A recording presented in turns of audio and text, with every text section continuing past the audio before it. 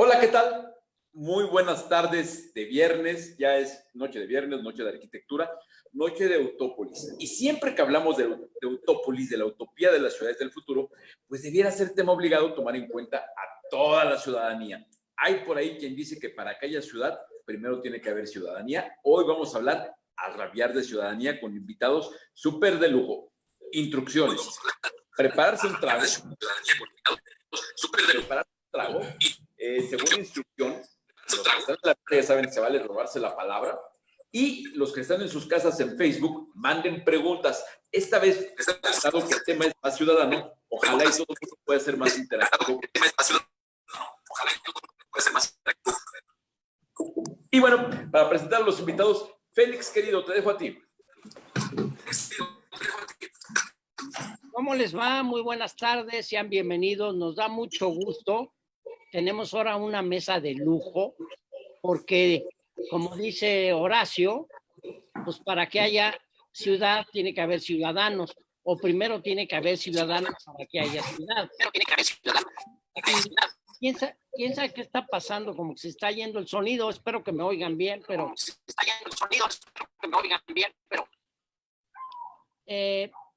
Básicamente, pareciera que vamos a entrar en una contradicción, porque vamos a hablar con vecinos. Y como dice Billy, pues todos somos vecinos. Lo que pasa es que nuestros tres invitados son vecinos aguerridos, activistas, que luchan en la calle, como luchamos nosotros también. Y creo que eso es lo que es muy interesante, porque yo los conocí en la calle. Desde luego a Superbarrio, pues después del sismo del 85, y a Sandra y a Eva Cecilia, cuando nos unimos para evitar el desmadre o el desastre, perdón, de Chapultepec. Entonces fuimos aguerridos en la calle y tratamos de seguir siendo para tener una ciudad mejor.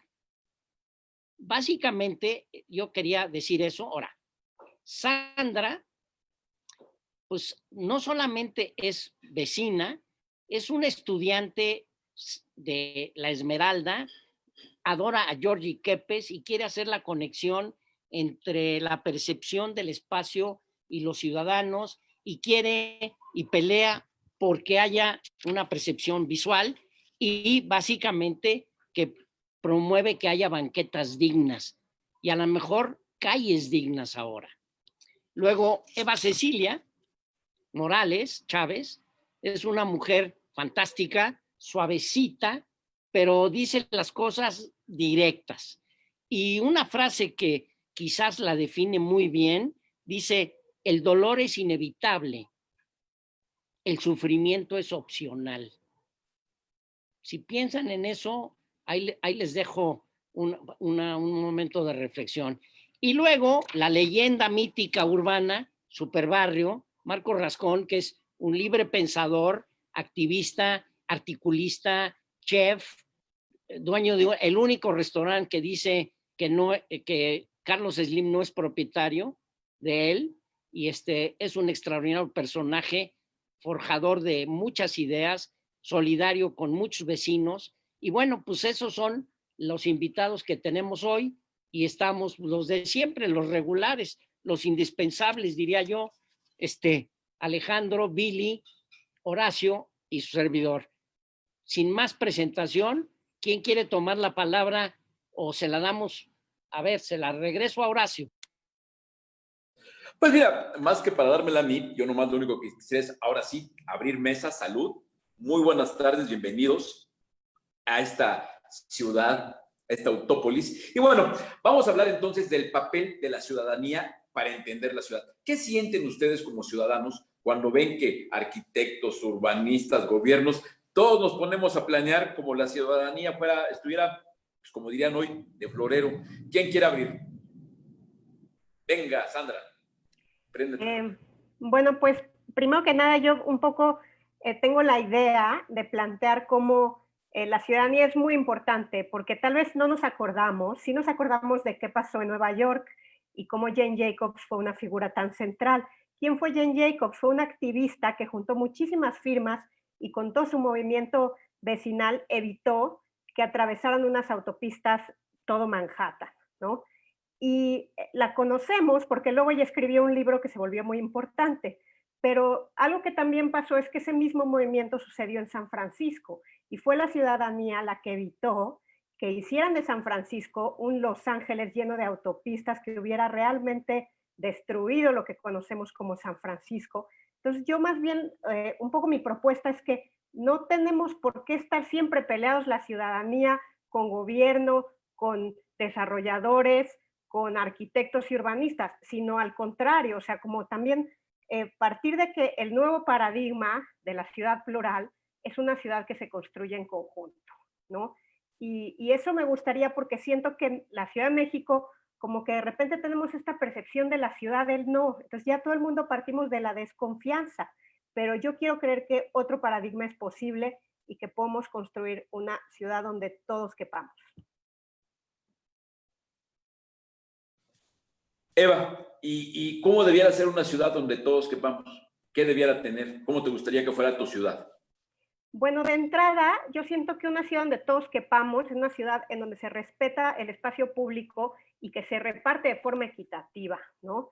Eh, por ejemplo, yo pienso que si hay una pastilla milagrosa que reduce la obesidad, que mejora la calidad del aire, que genera equidad, que reduce muertes de niños y adultos, y esa pastilla milagrosa se llama mejorar el transporte público y la multimodalidad, porque eso realmente hace que el espacio sea más equitativo y que los ciudadanos se puedan ver, ¿no? ¿Por qué? Porque si todo el espacio se va a un 20%, pues eso genera muchos problemas. Entonces, la ciudad en donde todos quepamos es una ciudad en donde considera las necesidades de todos y de negociación, ¿no? De negociación para poder encontrar, digamos, estas pues claves tan complejas de una ciudad diversa, ¿no? Y Marco, evidentemente, pues tú has sido un luchador social, vaya, en verdad comprometido, te has dedicado a esto buena parte de tu vida. ¿Tú cómo percibes como chilango, como gente que has estado haciendo una lucha política para construir una ciudad más eficiente, pero que obviamente además de ser chilango, poco a poco que estamos viendo todo lo que se viene de tendencias mundiales, que se habla de peatonalización, de micromovilidad, que estamos oyendo que se hablan de tantas cosas que seguramente es por lo que tú has estado luchando, nada más que ahora van aterrizando cada vez con membretes más técnicos, ¿no? Ya escuchamos que se empieza a hablar ya más en forma de cosas que seguramente los que son amantes de la ciudad siempre han defendido. ¿Qué piensas? Mira, yo he visto a lo largo pues, de cerca de 40 años la evolución de la ciudad y de cómo ha convocado a muchos de los cambios que se han desarrollado en ella. Desde los años 70 o 60, que resultado de la crisis agrícola vino una gran migración del campo a la ciudad, el asunto de la construcción de ciudades, de grandes pues, colonias donde era vivienda sobre todo en la parte del oriente, después de la desecación del lago de Texcoco, y que esto generó pues toda una cultura de lo que era construir ciudad.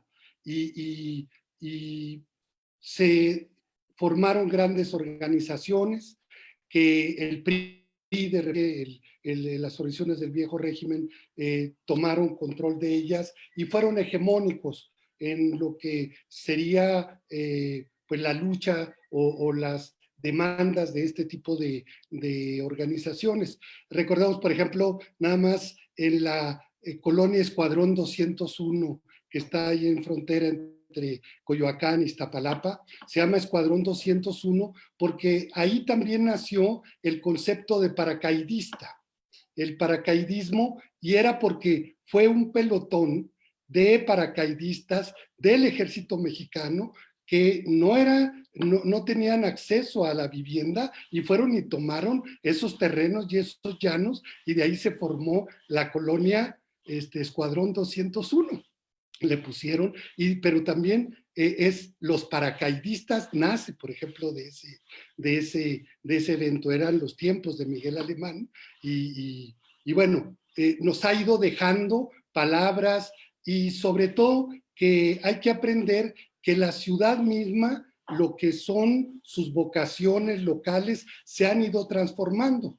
Desde lo que era, por ejemplo, el mercado de la Merced, a la hora que se hizo la central de abastos, en el momento que se hizo la nueva viga y lo que era la vieja viga, en la calzada de la Viga, todas estas modificaciones fueron cambiando el rostro de la ciudad. Ha habido un conflicto que creo que está siempre presente y es en el conflicto en el territorio, en los barrios, las colonias, el conflicto entre los que viven ahí y los que trabajan y llegan de manera externa a trabajar y que tienen una necesidad porque ahí hay un empleo. Por ejemplo, aquí en la Cuauhtémoc, la delegación o la alcaldía hoy, se dice que somos más de 500,000, un poco más de 500,000 habitantes. Y sin embargo, la población flotante anda en cerca de 4 millones diarios.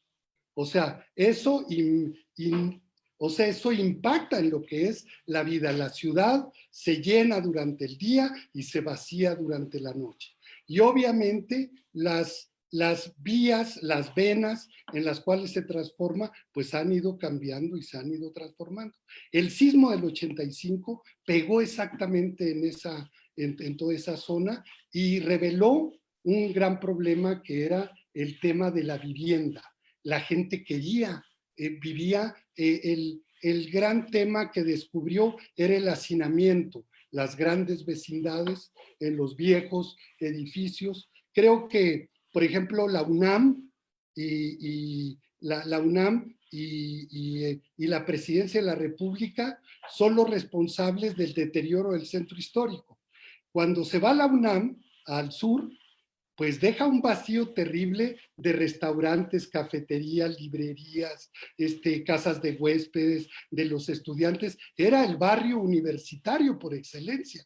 Por allá anduvo desde Alfonso Reyes, desde Vasconcelos, desde todos nuestros intelectuales, se educaron en una universidad que estaba en el centro histórico.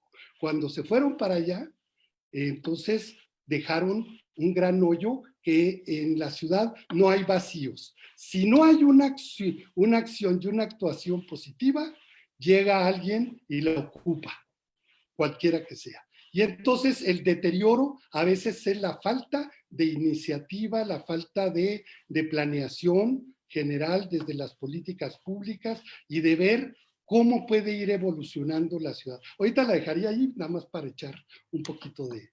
Y no, no va empezando y va agarrando calor. Eva, ¿qué nos comentarías tú? Pues yo les quiero platicar.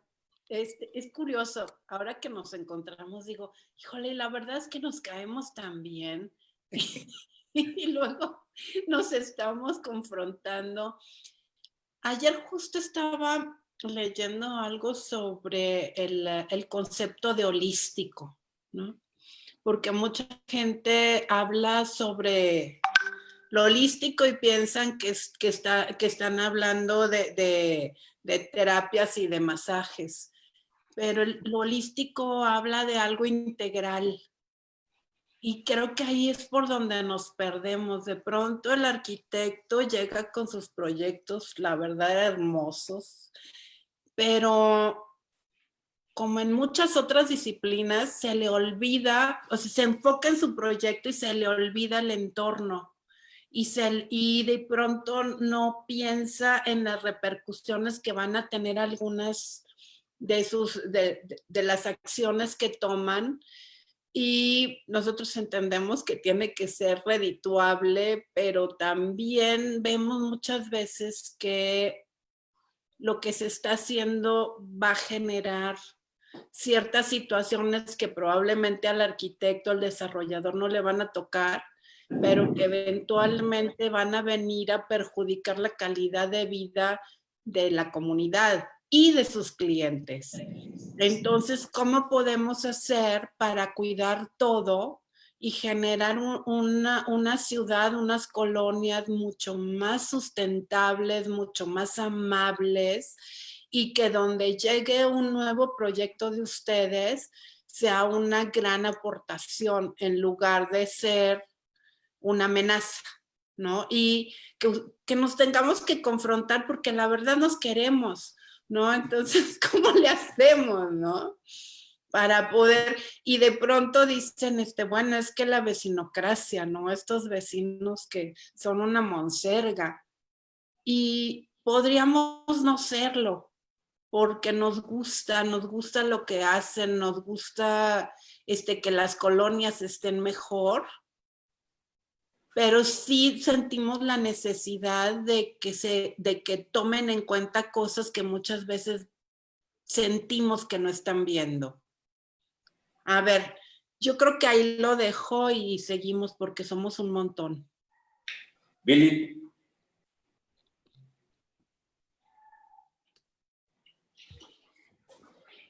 Creo que un punto central es lograr equilibrios, ¿no? Es decir, y no siempre se logran equilibrios, y a veces las circunstancias no favorecen que se logren equilibrios.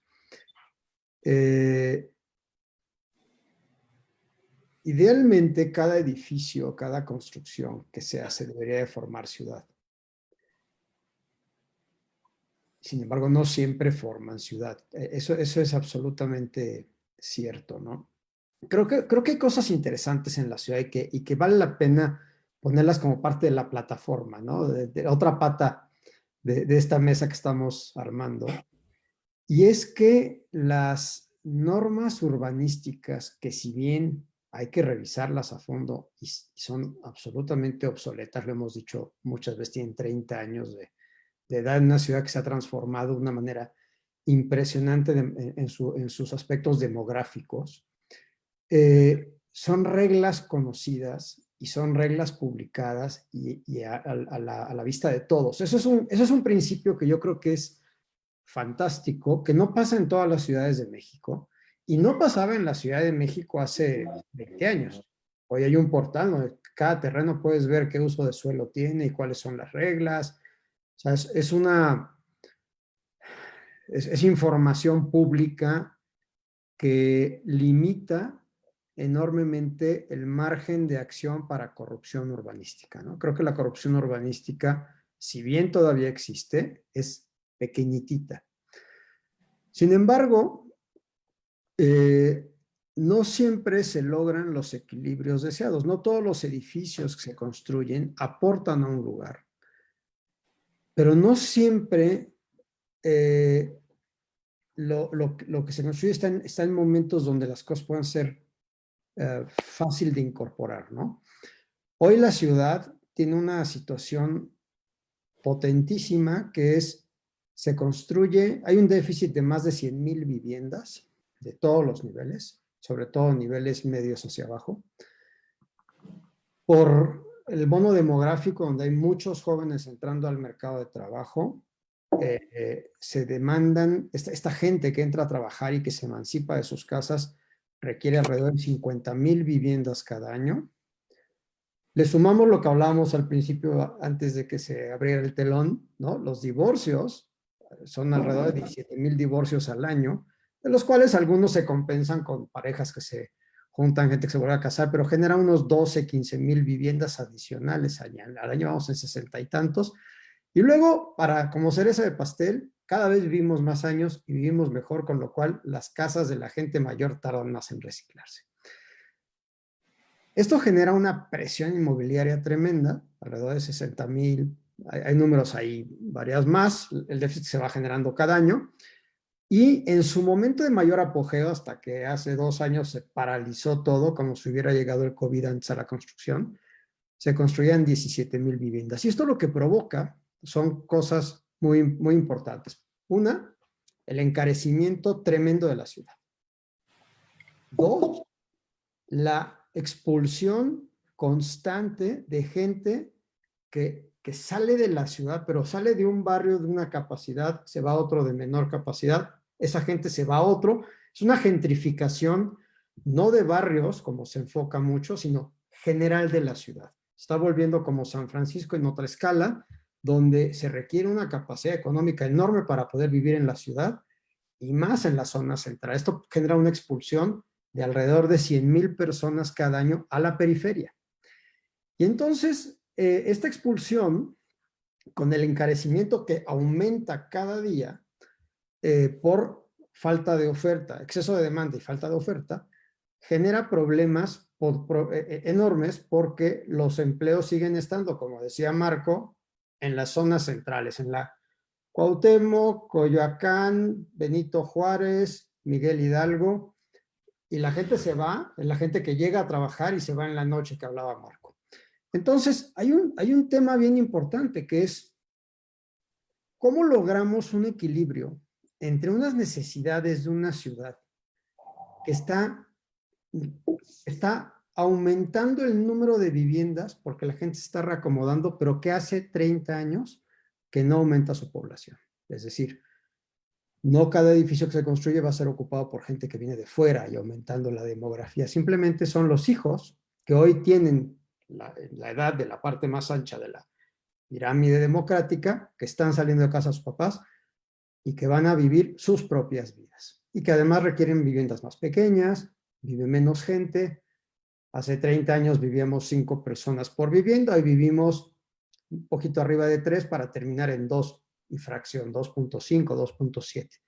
Eso significa más viviendas para la misma población. Entonces, ¿cómo equilibramos esta presión tremenda que se vierte en lo inmobiliario, porque no hay una gran conciencia de esto, pero que es una demanda real, demográfica, que si no la atendemos en las zonas centrales, que pueden ayudar a mejorar las condiciones generales de la ciudad, sino que las expulsamos, agravamos los problemas de la propia ciudad. Para mí es una pregunta clave, ¿no? Y en esta visión holística está que aporten los edificios a las colonias, a la ciudad, a donde se ubican, pero que la ciudad en su conjunto logre un mejor equilibrio y un mejor nivel de sustentabilidad y de sostenibilidad. Alejandro.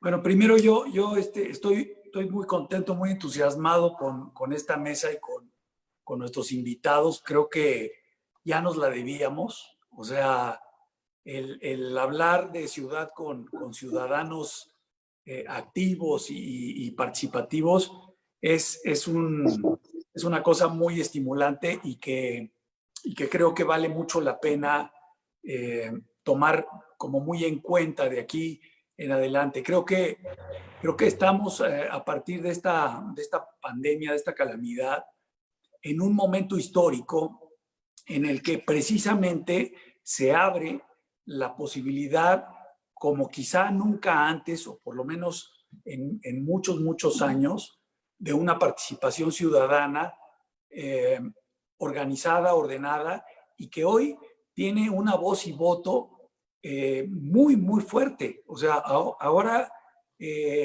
no hay un grupo en el gobierno que se aviente el tiro de ignorar a la ciudadanía, ¿no? El precio político es tan alto que abre esta posibilidad real de la participación ciudadana y que lo hace de una manera en la que también hay grandes riesgos, porque si se cae en la anarquía, que es bastante fácil de caer en esto, se pierde la oportunidad y no se logran los objetivos, ¿no?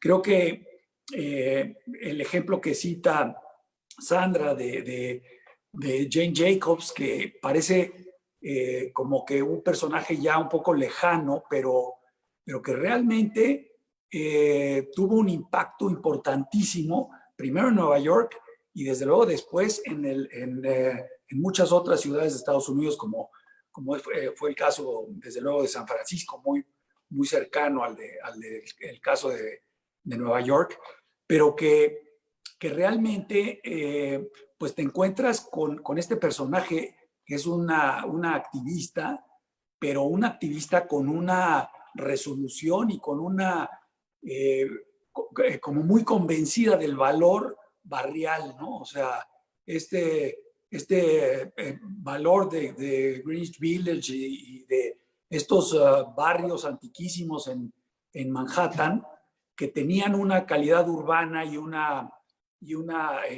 ofrecían una calidad de vida a sus habitantes que Jane Jacobs estaba simplemente resuelta a impedir que la hegemonía del automóvil con estos grandes ejes urbanos que parecían en los años 70 la única solución para la movilidad y sobre todo en Estados Unidos, que siguen todavía hoy en día favoreciendo el tráfico de los freeways y las grandes distancias que se cubren solo con vehículos motorizados, ¿no? Entonces, yo creo que ahí, desde los años 70 que sucede esto hasta hoy, hay una serie de lecciones interesantísimas. Después, me gusta mucho cómo aborda Marcos el tema del conflicto siempre permanente, siempre presente entre habitantes fijos y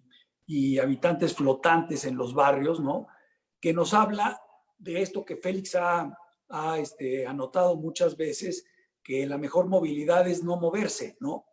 Es esto de en vez de tener estas migraciones de todos los días de grupos de trabajadores que se mueven kilómetros y kilómetros de distancia y a un costo de calidad de vida altísimo para transportarse a los centros de trabajo y llegar además a conflictuarse con los habitantes fijos de las localidades,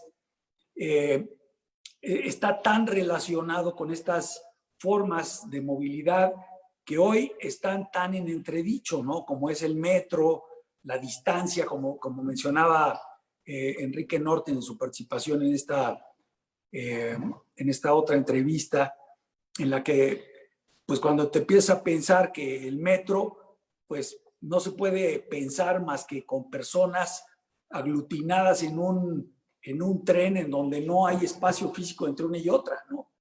Y que es la oferta hoy por hoy más eficiente para mover masas de gente en un tiempo corto para llegar de un centro urbano a otro o de un centro suburbano más bien a un centro urbano en donde se genera el trabajo y los servicios, ¿no? Entonces esto también nos pone como una llamada de atención importantísima, ¿no? Y luego, en tercer lugar, porque me gusta ir haciendo este tipo de rondas en las que veo lo que más me interesa, que es la opinión de nuestros invitados y la nota de Eva en la que habla de este conflicto evitable entre desarrolladores y vecinos, ¿no? Creo que le pega también al clavo en el centro, ¿no? O sea, creo que en la medida en la que logremos esta sana convivencia entre, ahora sí que tomando la frase de moda de la sana distancia, ¿no? Tener una sana distancia y una sana convivencia entre vecinos y desarrolladores y arquitectos, ¿no? O sea, este binomio de desarrolladores y arquitectos que suele estar relacionada con depredadores de la calidad de vida de los barrios, nos la hemos ganado a pulso todos los que hemos participado en proyectos que no han contemplado esta simbiosis que debería de ser obligada entre desarrolladores y vecinos, ¿no? Entonces yo creo que estamos frente a un panorama de una gran oportunidad de tomar todos estos temas y recuperarlos, ¿no? También, por ejemplo, el ejemplo que menciona Marcos del abandono del centro histórico cuando migra la universidad a ciudad universitaria, efectivamente se genera un vacío enorme en el centro histórico que es tomado de forma desordenada y hasta hoy sigue siendo una tierra de un uso terriblemente desordenado con un potencial fantástico de convertirse en un barrio como lo fue cuando fue el centro universitario, ¿no? Entonces, yo creo que son como muchas cosas que se plantearon ahorita en una sola ronda que creo que abren una conversación riquísima en esta mesa. Todos, se acabaron las formas. Ya el que Ya. quiera tomar la palabra, peléese por ella, levante la mano y nomás. A ver, Marco, un comentario. Ahí les va. Se habló de equilibrio, pero también de conflicto. Pareciera que por ahí hay dificultad para encontrar el equilibrio, si pareciera que para eso hubiera que tener claridad y unificar visión en cuanto a los objetivos. Listo. Venga, Marco. Y eso. Hay dos maneras de no chocar. Una es frenando y la otra es acelerando. Creo que en tratándose de desarrollo urbano no hay manera de frenar.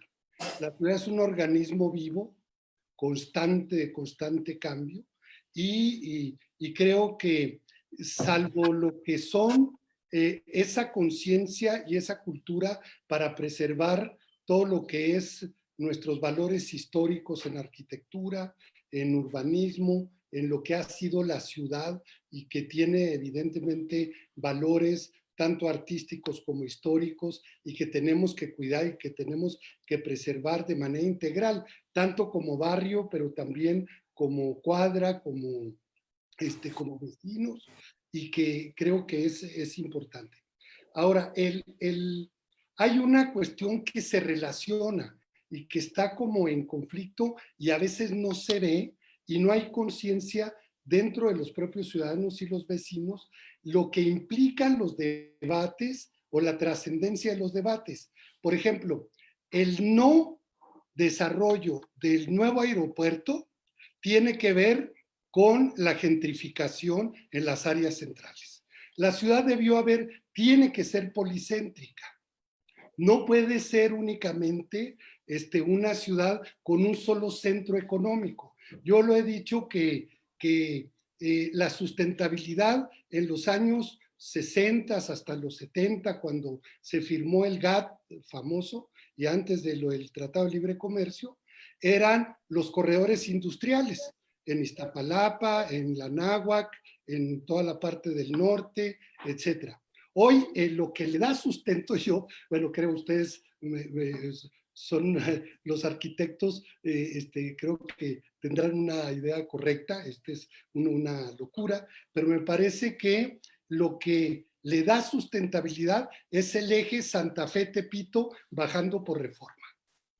Es decir, ahí es donde está el eje de la sustentabilidad económica que se ha venido desarrollando. Hay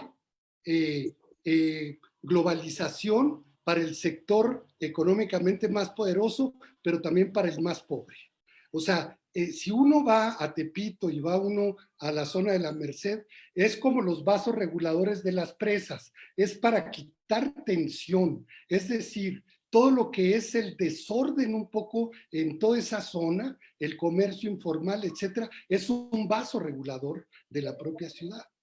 No puede haber un desinflar la presión de la gentrificación en la Cuauhtémoc, en la Condesa, en la Roma, en la Doctores, Obrera, en todas estas colonias céntricas, Santa María la Ribera, no digamos, todas estas, sí de alguna manera no hay opción.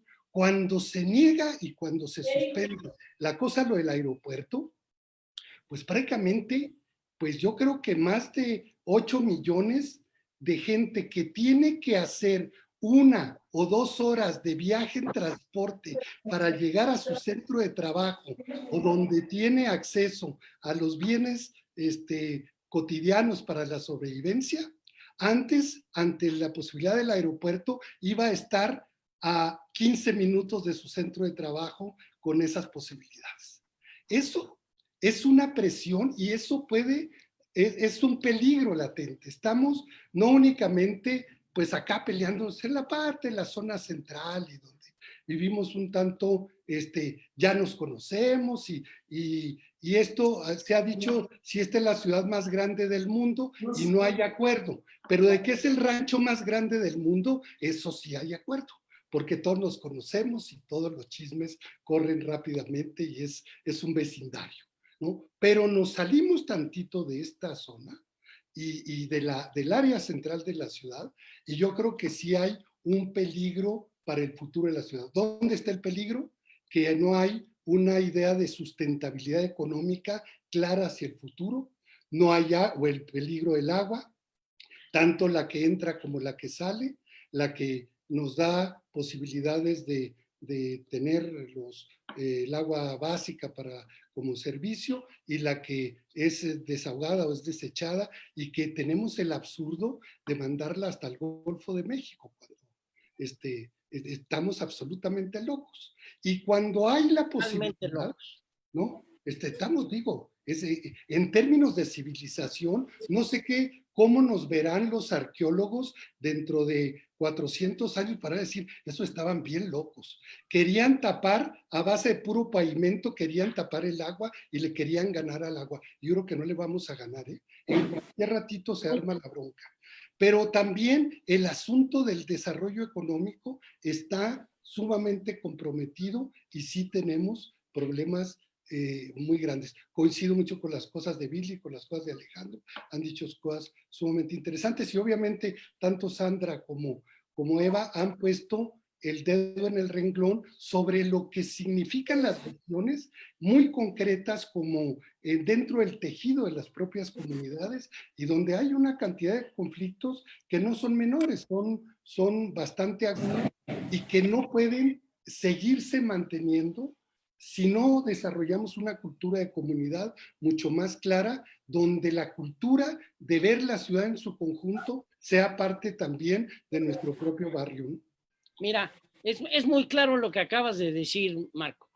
Era más sustentable los paracaídas, ese concepto de que, son paracaídas, porque de repente aparecían en la ciudad, tenían un mejor sentido de ciudad, porque se ubicaban en zonas céntricas, nada pendejos, a la visión de esta arquitectura, de estas, vamos a hacer vivienda y hazla allá afuera en la periferia, y ve el desorden que hemos creado. Entonces, tenemos que aprender, tenemos que empezar a redimensionar nuestra visión ética. O sea, nadie es el gran Dios, y somos humanos y necesitamos tocarnos, y tenemos que tratar de que nuestros barrios sean los mejores. O sea, parte del problema es que no hay un plan de ciudad ni de metrópoli. En eso estamos fregados. Mientras no resolvamos ese problema, vamos a seguir cometiendo errores como el aeropuerto original era la gran oportunidad para el Oriente. Y no,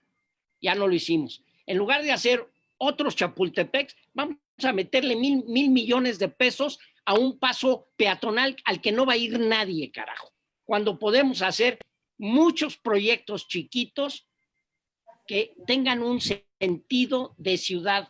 O sea, tiene que haber esa visión, y eso es lo que nos está faltando. Tenemos que cambiar los arquitectos de ética. Y doy un ejemplo. Hay un arquitecto que se llama David Mora, que dice, mi oficina era mi coche, me iba a las colonias populares y les vendía en donde ponían las tortillas qué hacer en su casa. Y lleva 20 años haciendo eso. Es una especie de arquitecto descalzo que está trabajando. Debe de haber más gentes de ese tipo, pero no nada más en ese nivel, en el nivel de los barrios. O sea, ¿qué nos ha enseñado la pandemia? No puede seguir habiendo viviendas cerradas, no puede haber el desprecio de las calles, no puede haber el desprecio de las plazas. Y yo creo que eso es lo que tenemos que pensar. Y efectivamente tenemos que oponernos a proyectos absurdos, como fue lo de Chapultepec, como fue el debate maravilloso de Ed Lowe con Jane Jacobs, y se conservó una parte de la ciudad, pero también hay otras partes que cambiaron.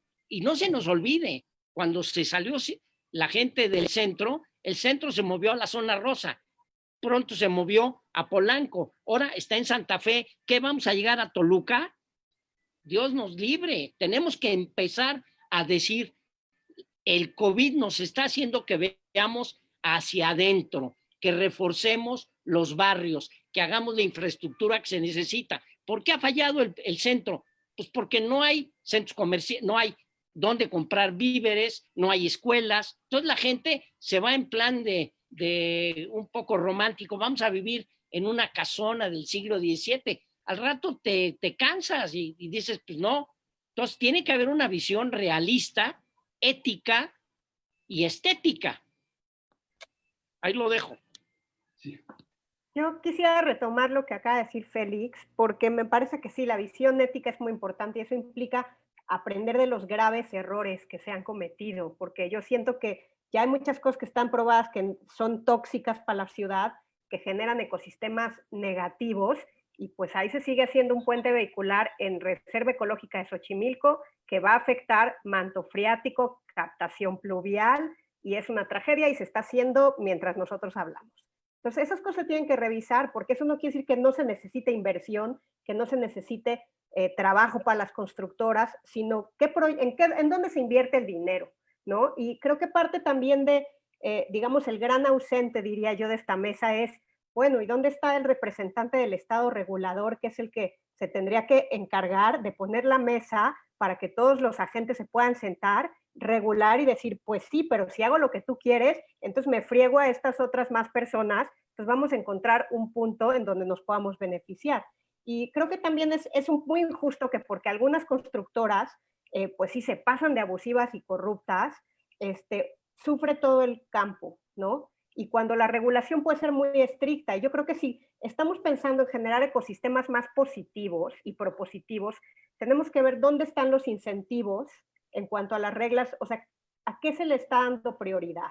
Y yo, por ejemplo, veo que se le da más prioridad a construir estacionamientos que a captación pluvial de los edificios, cuando evidentemente esta ciudad tiene un problema de agua. Si yo tengo un edificio que no se pasa de niveles, que respeta los árboles, que encima pone más árboles, que encima tiene captación pluvial de manera que va a evitar que se inunde la colonia y que no va a gastar tanta agua de la red, pues entonces podría decir, oye, pues eso nos conviene, ¿no? Encima tiene accesorias a nivel, de lo que me ayuda a que no haya acera ciega, lo que hace calles más seguras, pues realmente estás generando una nueva estructura que va a proponer, va a hacer un ecosistema que tal vez estaba nocivo, lo va a hacer menos nocivo, lo va a sanear. Todos queremos vivir en la Condesa, todos queremos vivir en la Roma, todos queremos vivir en la Juárez, pero no cabemos todos ahí. Entonces, una propuesta es como, ¿y por qué no ayudamos a que las otras colonias también tengan parques dignos, también tengan, digamos, aceras mixtas? Eso es muy importante. O sea, yo a veces me frustro porque digo, ¿cómo puede ser que en los 40 fuera un modelo de ciudad más saludable que ahora? ¿No? ¿Por qué?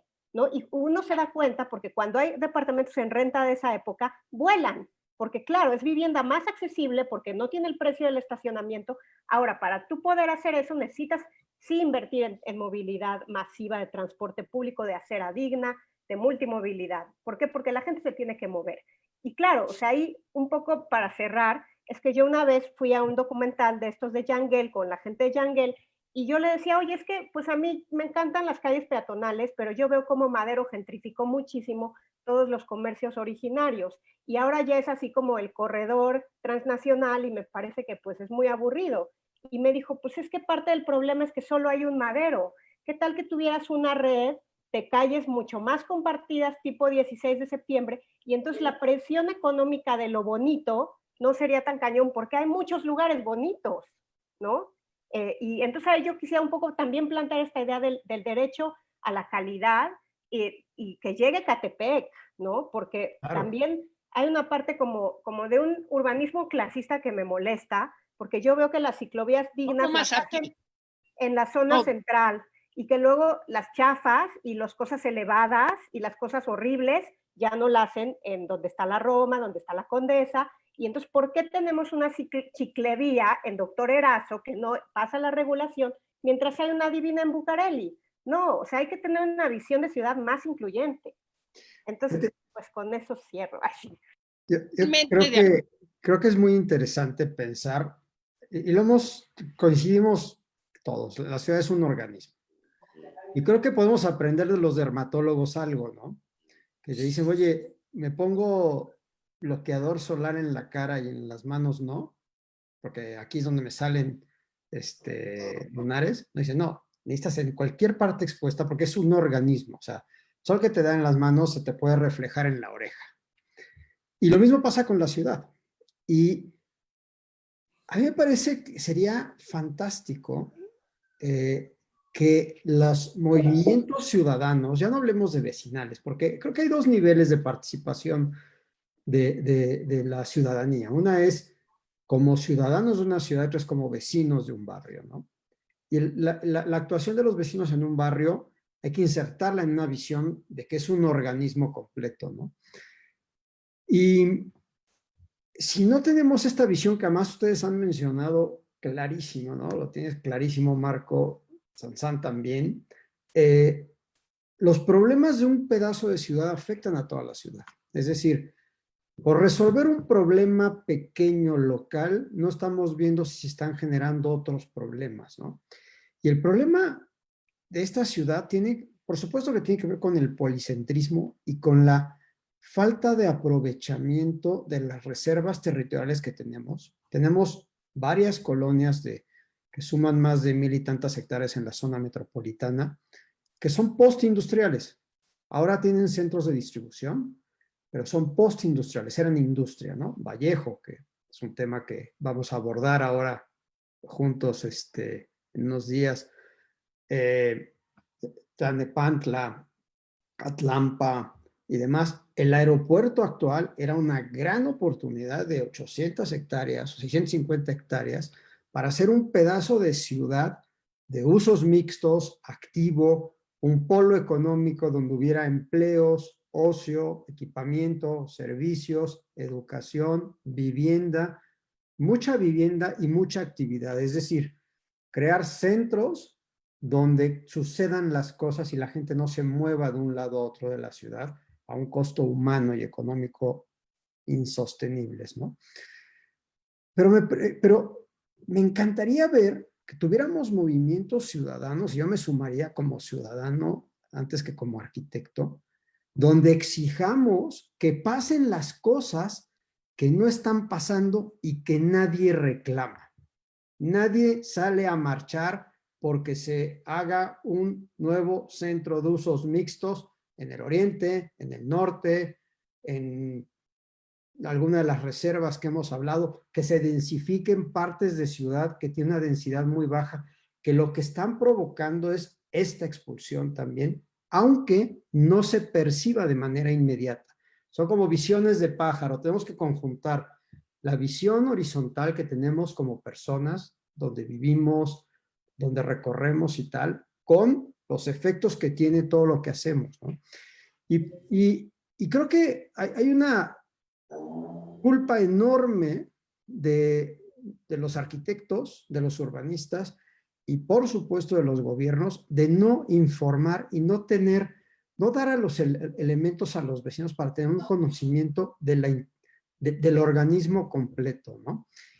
Y nada más para terminar esta parte, una palabra que me encanta que decía un gran maestro mío que era el fenómeno de la enantiodromía, que he hecho varias veces y parece genial, que es el fenómeno por medio del cual las cosas se convierten en lo contrario de lo que se desea, ¿no? Y es, por ejemplo, cuando frenas una situación, un proyecto, una acción o algo en un lugar y no ves que lo que está provocando es que suceda a 20 kilómetros y que la gente que iba a estar aquí, que se iba a mover en bicicleta, a pie, no iba a salir, iba a consumir en este mismo lugar, ahora se suman a los que entran todos los días a las colonias, no dejan riqueza, se van y generan contaminación, tráfico, demanda de extender la red de agua, de servicios. Es carísimo, pero además se suma al problema que estamos tratando de cuidar.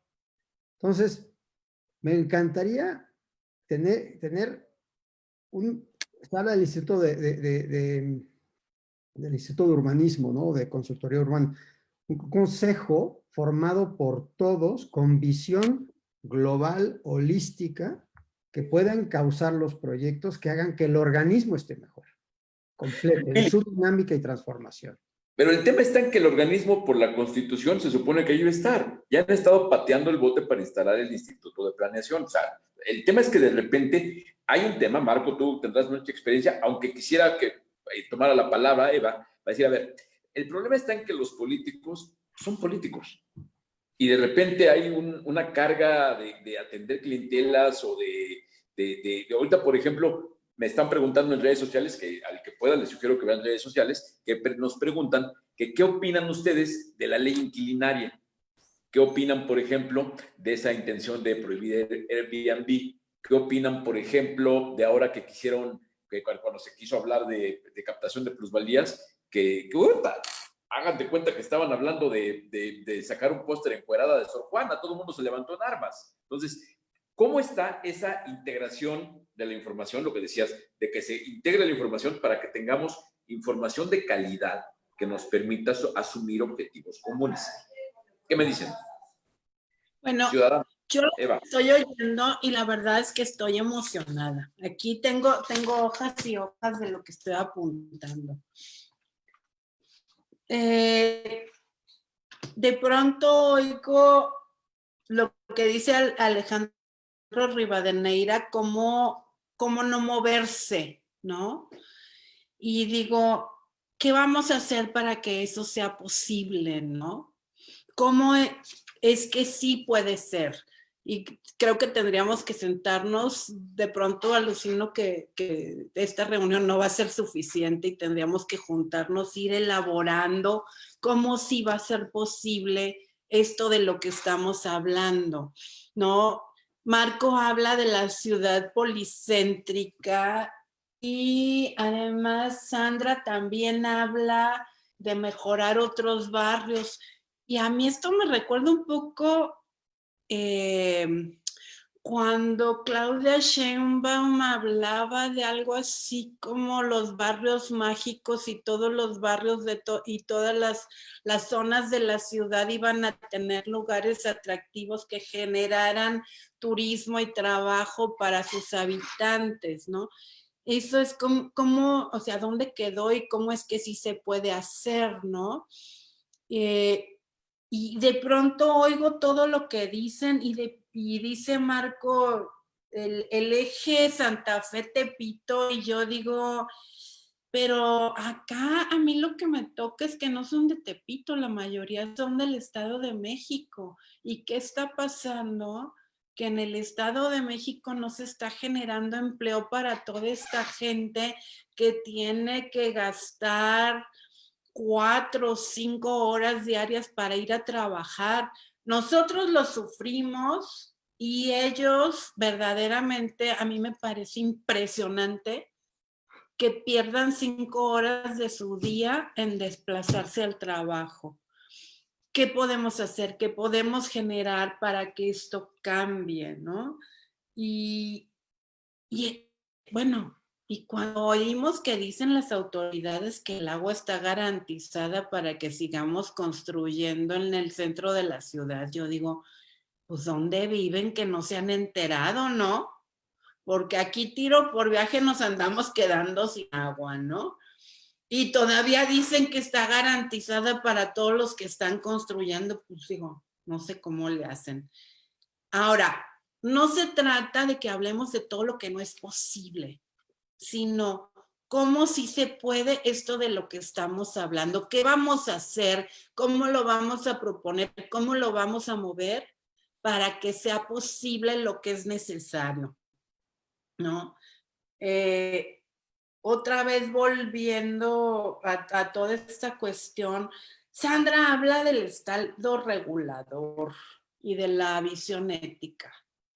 Y la verdad es que justo ayer yo hablaba con alguien y decía, bueno, desde hace tiempo pienso que no necesitamos tantas reglas, no necesitamos tantas prohibiciones, ni tantos castigos, ni tanto pelearnos con los otros que se oponen a lo que nosotros queremos hacer y a lo que es nuestro sustento. Pues con conciencia tendríamos, ¿no? Si tuviéramos conciencia, a mí ya me acordé porque ayer me quedé impactada cuando los comerciantes de Oaxaca se querían amparar, ir contra la Cámara de Diputados que legisló que se prohíbe que le vendan chatarra a los niños y entonces dicen, pero ¿cómo vamos a dejar de ganar todo ese dinero? No nos pueden hacer eso. y de pronto dice uno, bueno, ¿y la conciencia? ¿No? Y al final, pues que generen otras maneras de vida que no sea, me quedé pensando, y bueno, y al rato vienen los narcos y dicen lo mismo.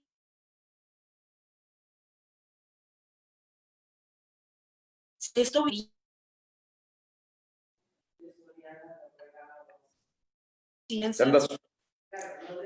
Se está recordando un poco la señal, Eva. Pues sí, tienes toda la razón. Cuestión de ponernos de acuerdo. Marco, querías tomar la palabra. Venga, Marco, en lo que recuperas el micrófono. Marco, nada más se le paso a Marco. Un día Marco hablaba de que estábamos de los derechos y los deberes. Y hablábamos de que no es posible que todo el mundo defienda sus derechos sin hablar y sin ser conscientes de sus deberes. Y ahora sí que ahí te la paso. Gracias, gracias, Eva. Bueno, con respecto a esta parte de la pregunta de los inquilinos, yo siento que, y este debe ser un mensaje para los desarrolladores, se creó desde hace mucho tiempo, y sobre todo después del terremoto del 85, una idea de que todo lo que tendría que ser la construcción de vivienda, de vivienda y sobre todo interés social, tenía que llevar una etiqueta, que era que todos tenían que ser propietarios, es decir, todos propietarios. Y creo que eso es un error, pensar en una ciudad de todos propietarios. El asunto es de que se necesita una gran movilidad y yo creo que se requiere vivienda en renta con muchas opciones para jóvenes, pequeños lofts con cuartos, para trabajadores. Por ejemplo, si hay hoy muchos de los empleos en todas nuestras colonias, Cuauhtémoc, Roma, Condesa, el centro, Polanco, etcétera, etcétera, ¿no? La gente tiene que venir desde lugares, no sé, Tultitlán, ¿cómo se llama? Ecatepec, muchísimos lados, que es un tormento de alguna manera y es cruzar ciudad y ciudad sin ningún tipo de aliciente. Hay muchas cosas que creo que se tienen que desarrollar. Esto tiene que ver con el tema inquilinario y sobre todo las estrategias para poder quitar los miedos también a la idea de la cuestión de los despojos, que tiene que ser, se tiene que aumentar la oferta de la vivienda en renta.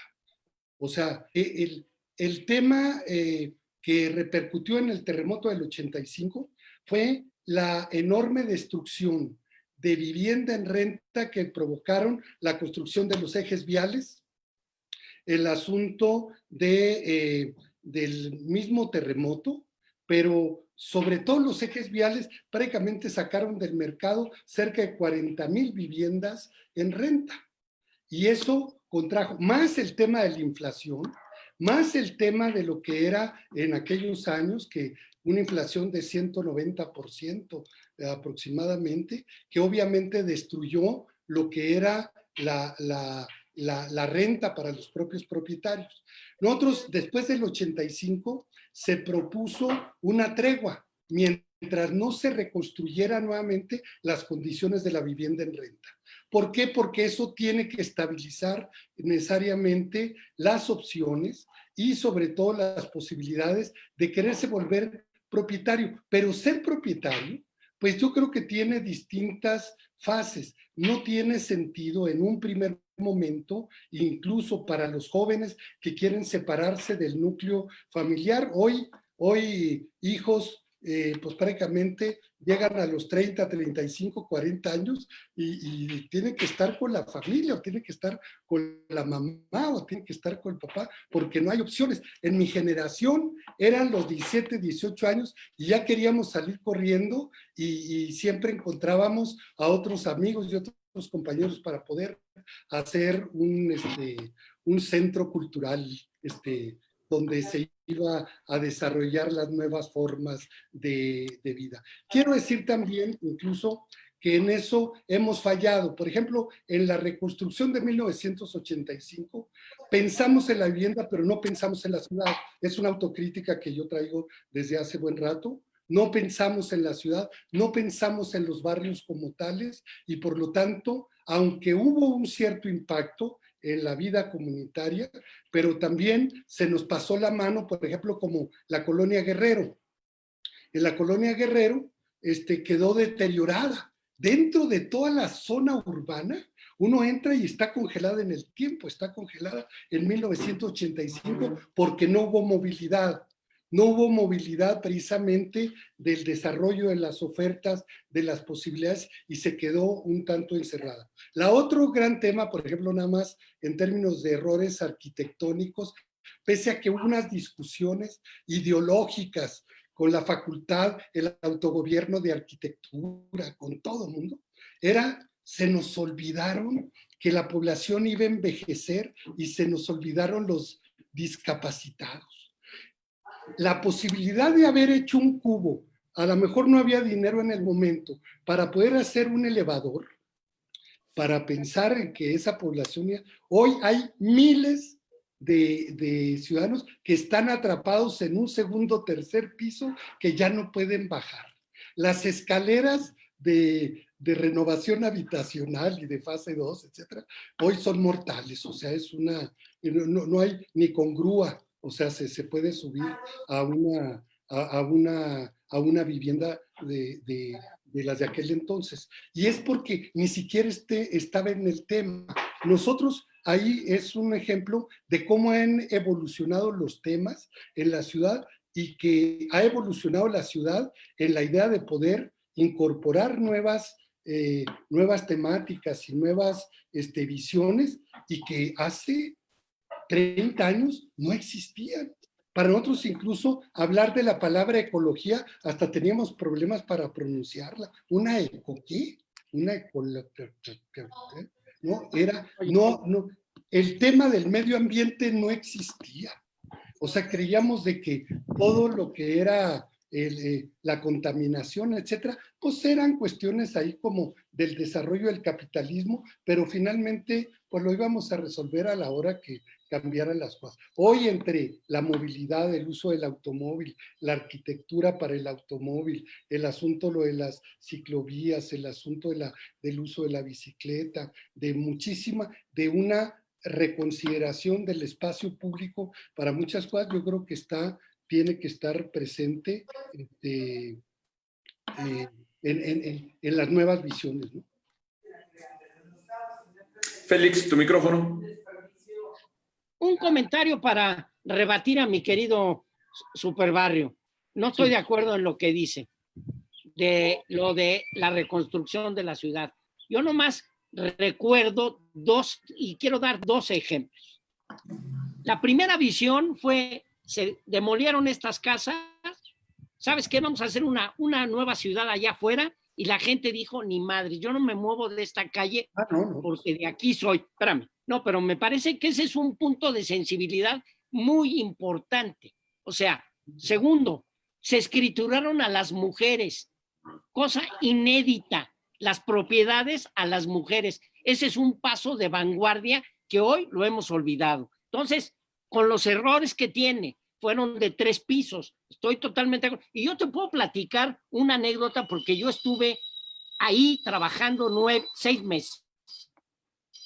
Una vez dijeron, oye, las escaleras no sirven, que no sé qué, que cómo va a salir el muertito. Pues hicimos ahí un ataúd, lo vieron que pudo subir y bajar, en fin, con errores. Pero había una visión de ciudad. Yo estoy de acuerdo en que todo es mejorable. Y el año de la ecología fue en 1970 o 76. O sea, estamos años luz, pero es mucho mejor ese enfoque a lo que hemos hecho en el 2015, después del temblor. Entonces, digo, yo creo que sí, hay que reforzar los barrios, hay que dar la posibilidad de la vivienda en renta, sin duda. Me parece absurdo que todo el mundo quiera ser propietario. Yo ya no voy a tener coche, pero durante mucho tiempo no tuve coche, lo rentaba. ¿por qué tenía que tener un coche? Digo, creo que tenemos que, efectivamente, lo que decía Eva, conciencia. Mens sana, in corpore sano. Tenemos que comer sanos, lo mejor que tenemos es nuestro cuerpecito y tenemos que cuidarnos. Y tenemos que aprender. No hay plan de ciudad, no hay plan de metrópoli. Empecemos por ahí. No se vale que haya estos desplazamientos de las 5 horas de la gente, ¿no? Pero tenemos que salir a la calle, salgamos. Bueno, Ahora pues yo fui defensor de renovación habitacional y de... No. Estoy de acuerdo contigo. No creo que no se entendió. O sea, no teníamos la conceptualización del impacto que iba a tener la construcción de más de 60,000 viviendas nuevas en la ciudad. Lo que pasa es que adentro sí ahí se genera. Estoy totalmente de acuerdo. Incluso nosotros fuimos impulsores de la escrituración de las mujeres, etcétera. Ya platicaremos los que hubo. Perfecto. Luego nos platicas. El tema, Sandra, es que Sandra y Eva, que es un tema, es que la ciudad se ha vuelto, ahora es un fenómeno mundial, ¿eh? Esto que estamos aquí estamos, decías que seguramente, Eva mencionaba que seguramente esto iba a propiciar una segunda reunión. Te comento, Eva, que llevamos 14.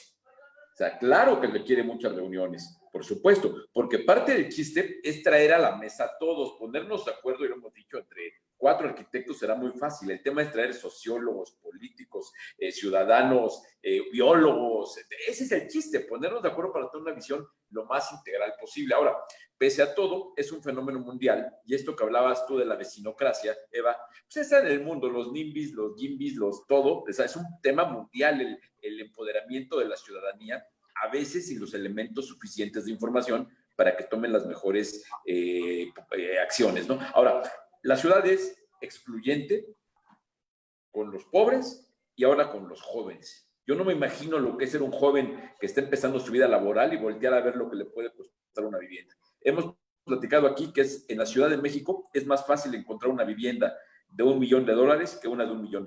Y eso es muy duro. Eva. Ahorita que yo los oigo hablar del derecho a la vivienda y como dice Félix, yo voy más para allá. Yo veo ahorita a muchos jóvenes que ni se están casando, ni están teniendo hijos, que se mueven para donde hay y donde les interesa. Y esta parte de tener vivienda propia y que además justifica de pronto el tema de la invasión. Yo de pronto decía, órale, yo le digo a mi casero, pues tú tienes un montón, yo no tengo, y muchos de los amigos que tengo, pues no tienen vivienda propia. ¿Cómo ves? Tú te quedas con una y yo me quedo, digo, tú te quedas por ahí con lo que te quieras y yo me quedo con un departamento porque yo no tengo casa propia. Y yo más bien, pues he estado escuchando que la tendencia es a no tener vivienda propia, a no tener tantas cosas, a no acumular, a no apegarse. Y el tema de tener algo propio, creo que todos conocemos a una amiga que decía que ella no le podría heredar la casa de la recámara de la abuela a su hija porque la iba a amarrar y cuando se quisiera mover no se iba a poder mover. No, y entonces no se la dejó porque dijo, la voy a esclavizar, la voy a pegar. De pronto yo siento que mucha gente sufre por esto de tener casa propia y luego me quedo pensando, ¿qué pasa cuando una familia nuclear tiene hijos que tienen hijos y ya no caben y entonces todo el mundo sufre porque quiere tener vivienda propia? Más bien, y ya no soy la única que ha hablado de eso, creo que el tema sería poder tener rentas accesibles y que la gente tenga a dónde moverse y dónde poder estar. Ahora, ahorita que decía Marco el tema de que, bueno, que sí, que la gente que viene a trabajar no tuviera que desplazarse porque pudiera tener acceso a vivienda accesible en la zona donde trabaja. Yo sigo sin entender por qué se tienen que venir todos a hacer bolas aquí. Yo la verdad ya estoy podrida de la Roma, ¿eh? Voy a otras colonias más sencillas, más familiares y digo, híjole, qué maravilla, qué paz, ¿no? Y ¿por qué no podemos apoyar el que esta gente no tenga que desplazarse o venirse a hacer bolas acá y que haya empleo y que haya todos los servicios en estas colonias que hemos dejado de la mano de Dios, porque resulta que todo se invierte en las mismas colonias? Ahí se las dejo. Muy buen punto, Eva? Muy buen punto. Gracias. Sí, yo creo que, perdón que tome la palabra, pero coincido al 100% con lo que dice Eva. Es un tema que también ya hemos tocado en Utópolis, en otras mesas, y que parece como muy evidente, ¿no? A veces como que se pregunta uno si tenemos tan claros los qués, ¿por qué no trabajamos en los cómo, ¿no? O sea, ¿por qué no nos empezamos a enfocar a estrategias para lograr eso en lo que todos coincidimos?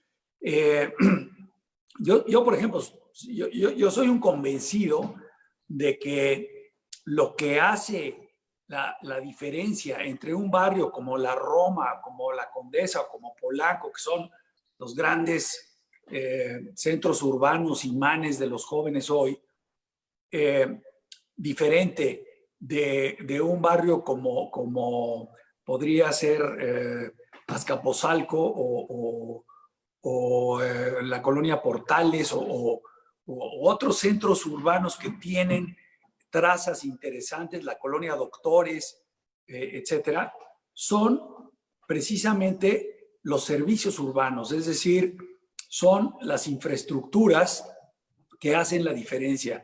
Si se favoreciera el crecimiento, el fortalecimiento de las infraestructuras en una traza urbana consolidada, como tantas colonias, como dice Eva, que están ahí abandonadas de la mano de Dios, y se convirtieran en centros con buenas escuelas, buenos mercados, buenos centros de salud, con una adecuada movilidad a partir del transporte público, con parques, con áreas peatonales, ¿no? Con tantas cosas que dependen de abrir las reglas del juego para yo como gobierno, primero mejorar esos espacios públicos, favorecer la inversión de la infraestructura en predios disponibles en esos centros urbanos y empezar a convertirlos en centros atractivos para que las movilizaciones de jóvenes encuentren alternativas para rentar vivienda a buenos precios, porque no se ha gentrificado como a niveles como Polanco, la Condesa o la Roma, ¿no? Y que se vuelven accesibles. Y entonces empezar a atraer a esos grupos que además son realmente los habitantes de la ciudad del futuro. No hay que perder de vista que tenemos todavía un bono demográfico que oscila entre los 25 y los 40 años y que efectivamente ni se están casando ni tienen hijos, nada más tienen perros, ¿no? Entonces, ¿por qué no hacer muchos centros urbanos en los que haya esta infraestructura básica para no tener que desplazarte para ir al mercado, para ir a atenderte con un dentista, para ir a ver algún tema del SAT, pagar tus impuestos, atenderte médicamente? Si eso lo lográramos en distintos centros urbanos, la gente empezaría a ir. Hace relativamente poco estábamos viendo qué es lo que busca una pequeña familia para buscar un lugar para vivir. Y el punto número uno es una buena escuela, un buen mercado. Y cuando eso se da, la gente acude a ese lugar y se instala en ese lugar cuando tiene una oferta de una buena renta o cuando tiene una buena oferta de otras modalidades de vivienda. Entonces, creo que va mucho por ahí, ¿no? O sea, fortalecer esas colonias que ahí están esperando a ser recuperadas. No, sí, cuando haya por acá, ¿sí? ¿Cómo estás? No, un poquito de lo que decía Eva. Hay una posibilidad de que no suceda lo que le preocupa a Eva. Acabemos con todos la actividad económica en la Roma, la Condesa, y vas a ver que no viene nadie.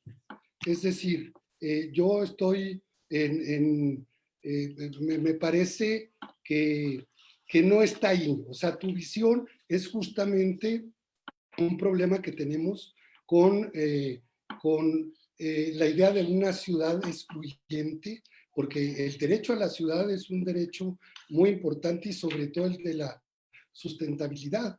Hoy, si pensamos de que en cada barrio, en cada ciudad, en cada zona, se pueden desarrollar vocaciones.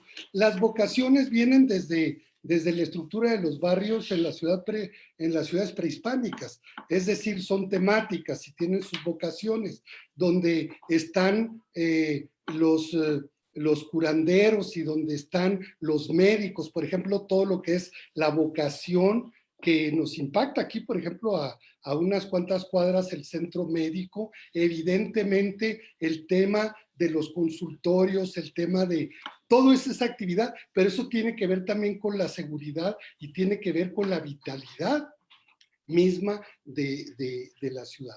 Yo creo que, por ejemplo, de lo que vivió la Roma después del terremoto del 85, pues fueron casi 30 años para recuperarse. Y fue eso de la base de actividad económica.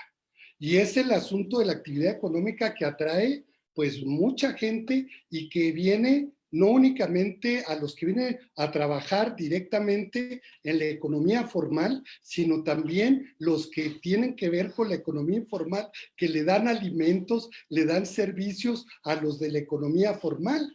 Ahora, son deformaciones, hay cuestiones que se han desarrollado, pero tenemos, yo por eso insistía, y regreso a la frase, hay dos maneras de no chocar, una es frenando y otra es acelerando. La visión de los vecinos que quieren frenar, a ver cómo se deshacen de los otros, de los que vienen aquí en la ciudad y los ven como enemigos, está mal.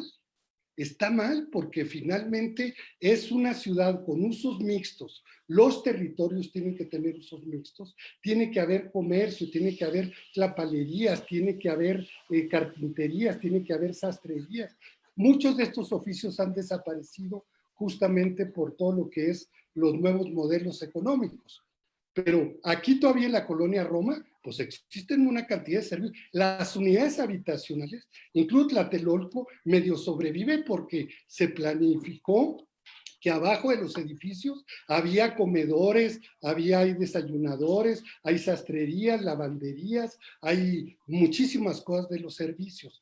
Todo eso atrae y trae de otros territorios. Pero también como la Ciudad de México es un punto de atracción y de progreso frente a zonas del país profundamente empobrecidas, también hay zonas en la ciudad como Polanco, como las áreas centrales, y aquí la alcaldía Cuauhtémoc son los que más tienen, o ese tipo de barrios con vocaciones, pues atrae una cantidad de gente porque hay un deterioro profundo. Sí creo que en una visión vecinal como la tuya, Eva, deberían estarse preocupando el desastre que significó la suspensión del aeropuerto, porque eso lo que va a significar es de que miles de gentes van a tener que buscar opciones de sobrevivencia. Hoy que se discutió en el COVID, por el asunto del COVID, que mucha gente, imagínate familias enteras en un departamento con 3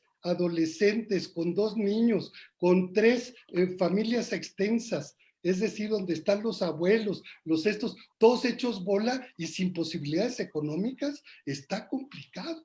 Cuando se abre un poquito, nosotros tuvimos todavía la posibilidad medio de confinarnos, tantito, un poco, y sobrevivir y más o menos llevar adelante las cosas. Pero hoy jala la cobija hacia la restricción sanitaria y se te cae la economía. Aflojas la economía, o sea, aprietas en el asunto sanitario y entonces, bueno, viene repercusiones y respuestas bastante complicadas, pero es por la gran comunicación que tenemos en una ciudad tan importante como esta. Gracias.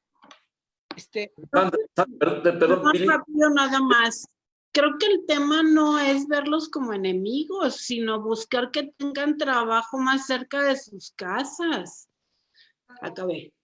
No, creo que es decir, no se trata de evitar el crecimiento. Lo que tiene que haber es mayores oportunidades en toda la ciudad, tiene que estar más repartido. Y ahí el gobierno tiene que poner el ejemplo haciendo con inversiones, con infraestructura, para efectivamente lograr tener barrios más equilibrados. Si no, el propio éxito de las zonas genera su deterioro, porque se concentra de tal manera que se empieza a deteriorar. Ahí está la zona rosa, ese es un gran ejemplo. Sí. Entonces, lo que necesitamos son muchas partículas en la ciudad. O sea, ese es el problema. Y necesitamos tener una visión de ciudad y de región. Si no, estamos jodidos. Sandra, ¿tú qué nos dices? Veo que estás muy atenta. ¿Qué opinas? Bueno, pues yo creo que sí, efectivamente son varias cosas y quiero retomar lo de la vivienda social en renta, que me parece un tema crucial. No sé por qué no, como que ha permeado en la Ciudad de México con todo el rollo de la ley inquilinaria que generó muchísimo rechazo. Yo la verdad no estaba a favor de esa ley y sí estoy a favor de la vivienda social accesible, porque pienso que el prohibicionismo lo único que genera es incentivar más los mercados negros no regulados, la inequidad, la violencia, y no funciona. Pero de hecho hay países, me parece que ciudades, que también tienen problemas muy serios de gentrificación, como puede ser Berlín y París, que justo están proponiendo una especie como de INVI, pero que en vez de que construye vivienda para darla en venta, es un INVI que es propietario de estos complejos y se rentan por medio de, digo, por decir el INVI que está plagado de problemas y de cuestiones que no voy a ahondar en eso, pero digamos, ¿por qué? Porque la vivienda social ahorita realmente son como dos organismos. Me parece que es uno que tiene que ver con SEDATU, que no sé si se llama INSABI, y otro que es el INVI, ¿no? O sea, el federal y el local. Y párale de contar, ¿no? Entonces, ¿cómo generas mecanismos también por medio de regulación y de incentivar? Ok, si el desarrollador quiere hacer su departamento tal de lujo tal, ok, pero me tienes que desarrollar esta otra vivienda, que ahí no le vas a ganar tanto, no le vas a ganar, y esa entra a un instituto que se puede dar en renta, ¿me entiendes? Y para que se dé en renta, tiene que ser una población que realmente sí, pues, digamos, necesite ese subsidio, porque lo que luego acaba pasando es que se acaba capturando, digamos, cuántas historias sabemos de funcionarios que se acaban, o personas que se acaban quedando con departamentos de INVI, que realmente tienen 2 o 3 y no es su único, y pues que hay una cuestión que no es correcto, ¿no? Entonces, sí, o sea, porque esta obsesión de que todo el mundo tiene que ser dueño del suelo, y lo que sucede es que luego la segunda, tercera generación, pues sigue siendo dueña del suelo, pero ¿qué haces con toda la nueva gente que llegó a la ciudad y que necesita vivienda social? Entonces, ahí yo pienso como que hay que estudiar también las soluciones que se han implementado en otros lugares y también considerar las características propias de la Ciudad de México para ver cómo se pueden hacer, como incentivar, digamos, como participaciones conjuntas, políticas públicas que puedan lograr, digamos, eso, ¿no? O sea, un derecho a la vivienda, un derecho a la ciudad. Y pues sí, efectivamente, yo he estado, de hecho, en una reunión en donde yo estaba a favor de mejor transporte público y había un montón de grupos de vecinos que estaban en contra de que se hiciera transporte público, y había una violencia tremenda, ¿no? Así de, no, pero es que no queremos Metrobús porque van a venir gente de Domex. Y yo pensaba, pues el portero de tu edificio, amigo, la señora que te ayuda con la limpieza, ¿no? Entonces también creo que tiene que haber una mayor conciencia de la interdependencia de toda la ciudad. ¿Por qué? Porque muchísimas personas de los servicios viven en Edomex y efectivamente hacen estos trayectos atroces en combis horribles donde te asaltan, y pues ya vimos ese video atroz de cuando no hay Estado de Derecho, que genera solo más violencia, y un poco para decir, No, o sea, esta ciudad está interconectada. Entonces, ¿cómo le hacemos para generar infraestructura y apoyar infraestructura que nos pueda beneficiar a todos? Y, por ejemplo, un tema que no se ha tocado es cuánto se beneficiarían todos los habitantes, tanto del Estado de México como de la Ciudad de México, de que se regulara Tula, ¿no? La termoeléctrica de Tula, que es la mitad del aire podrido. O sea, sí, yo siempre estaba a favor de mejor movilidad, más sustentable, regular más a los coches, lo que sea. Pero la mitad del aire podrido es Tula. Y eso está cañón porque hemos estado confinados y ha habido días con aire muy tóxico que dices, oye, ¿y de dónde sale este aire tóxico? Pues de Tula. Eso se solucionaría haciendo una transición energética en Tula, que tiene que ver con gas. Yo no veo que haya ninguna presión y eso nos está matando a todos y más a la gente que está más cerca de la periferia, ¿no? Entonces es un tema que sí podríamos la ciudadanía, incluso empresarios, ciudadanía, todos decir, oye, pues ya no queremos que nos sigan envenenando tanto y es algo que es viable de hacer si se presiona, ¿no?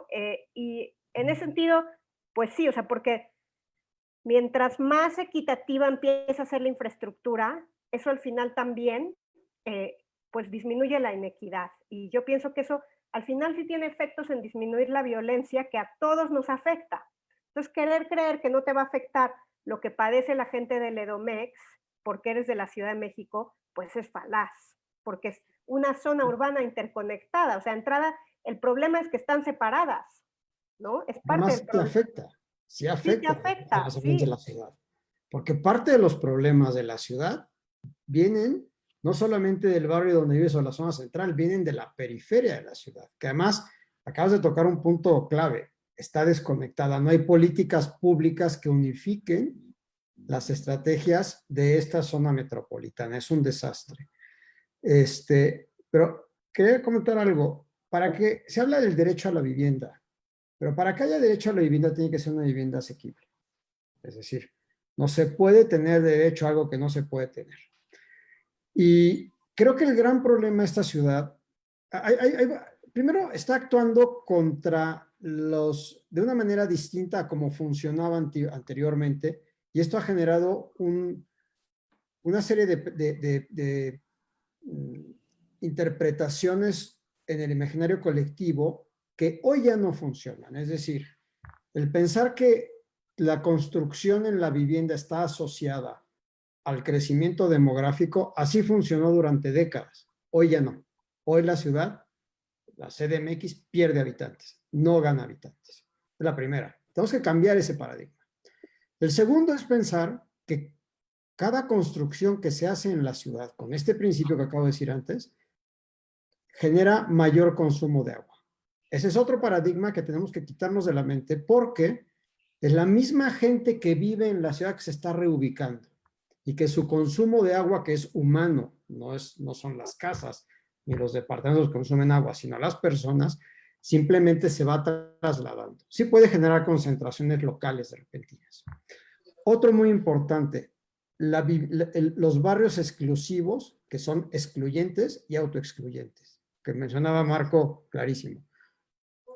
El excluir a los demás es uno de los principios que en una ciudad que ha alcanzado el nivel de complejidad y de tamaño de la Ciudad de México, no pueden seguir persistiendo. Tenemos que cambiar ese paradigma, porque lo que estamos haciendo es creándonos problemas al expulsar a la gente que creemos que desaparece y simplemente se traslada a otro lugar donde tiene que hacer todos estos traslados penosísimos, pero que tienen un costo altísimo para todos, ¿no?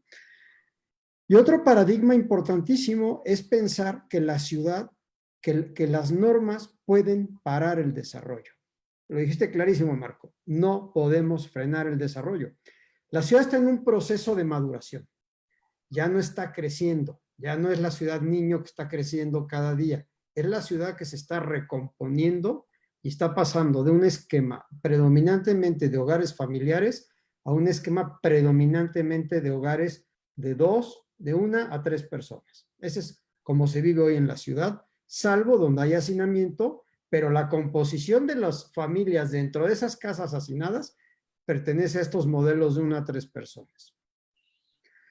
Entonces, el tipo, cuando pasamos con 9 millones, o en la zona metropolitana que se está estabilizando, que vivían en 2 millones de casas, porque vivían 5, 4 y medio en cada casa, a que vivan 3 en cada casa y terminamos en 2 y fracción, necesitamos muchas más casas. Si no las construimos, lo que hacemos es encarecer la vivienda. Otro paradigma que hay que quitarse de la mente es que los desarrolladores ponen el precio de la vivienda. Eso es más falso que las galletas de animalitos. El precio de la vivienda lo pone el suelo.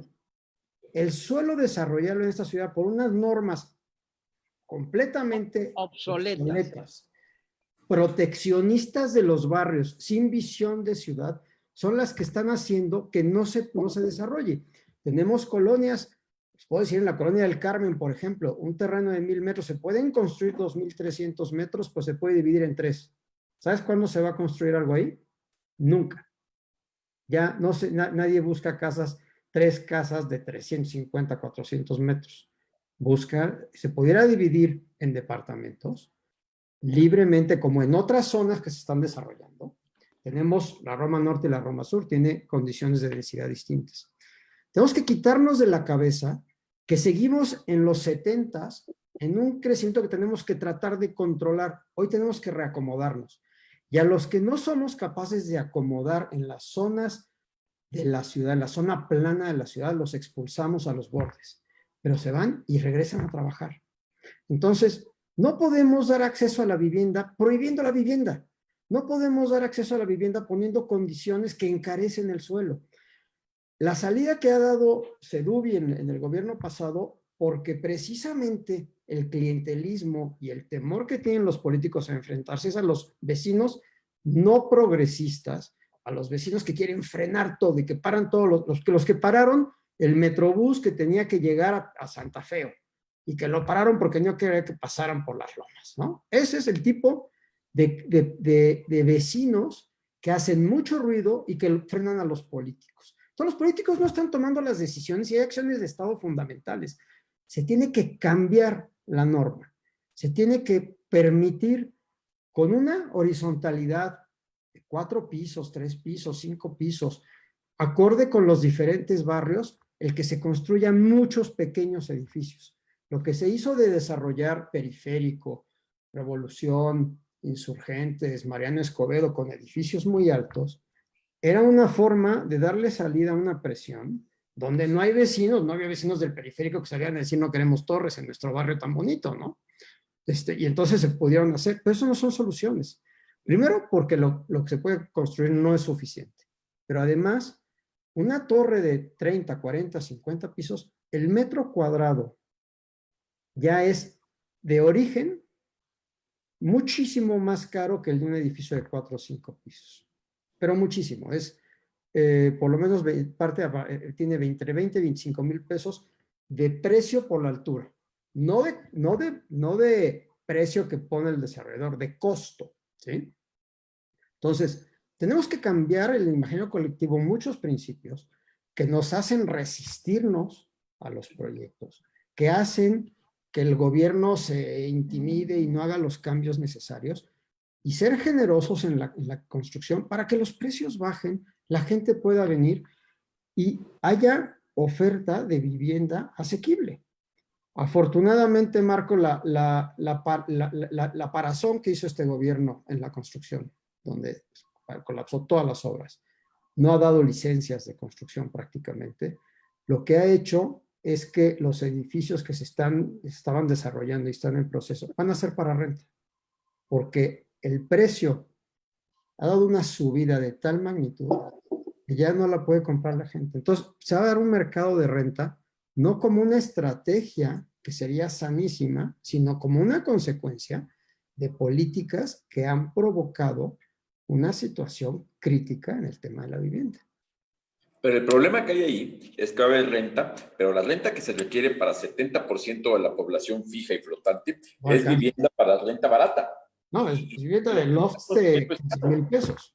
Sí, entonces ahí tenemos un desequilibrio muy importante entre la realidad y la falta de un proyecto integral, que un proyecto integral debe decir, la ciudad va a ser para esto, para esta gente, que aquí se va a trabajar y aquí se va a permitir que la gente resuelva su capacidad, necesidad En de vivir. Iztapalapa no se construye porque las densidades en los normas prohibitivas son bajísimas.